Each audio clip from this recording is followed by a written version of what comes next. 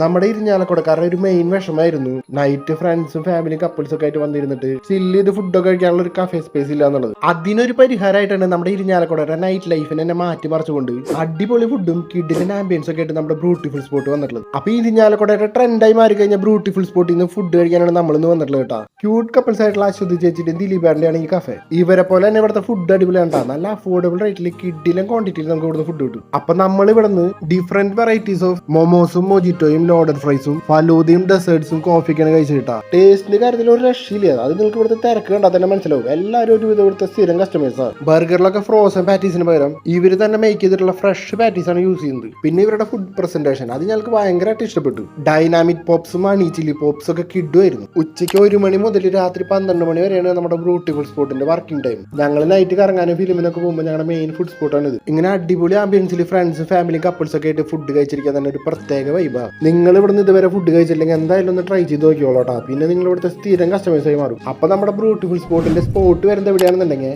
മാസിന്റെയും ചെമ്പകശ്ശേരി സിനിമാസിന്റെയും അടുത്തായിട്ടാണ് കേട്ടോ. രാത്രി 12 മണി വരെ ഇവിടെ ഓപ്പൺ ആയതുകൊണ്ട് ഫിലിമൊക്കെ കണ്ട് തിരിച്ചു പോകുമ്പോൾ ഇവിടെ കയറി ഫുഡ് കഴിക്കാൻ മറക്കണ്ട കടി. അടുത്ത വീഡിയോ ആയിട്ട് ഉടനെ വരട്ടെ. അതുവരെയും ബൈ ഫ്രം തൃശ്ശൂർക്കാരെ ചായൻ.